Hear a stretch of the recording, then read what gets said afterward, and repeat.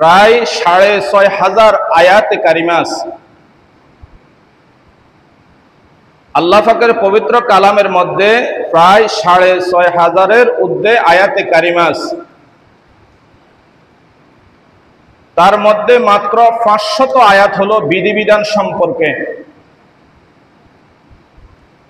আল্লাহ পাকের কখন কোন আদেশ, কখন কোন নিষেধ, কোন কাজ করণীয় আর কোন কাজ বর্জনীয়, এইগুলাকে বলা হয় বিধিবিধান। এই বিধিবিধান সম্পর্কে মাত্র ৫০০ আয়াত, আর ৬,০০০ আয়াত বাকি আছে, প্রায় ৬,০০০ থেকে বেশি আয়াত কারিমা। এই ৬,০০০ আয়াতের মধ্যে আল্লাহ পাক রব্বুল আলামিন তিন ভাবে ওয়াজ করেছেন, তিন ভাবে।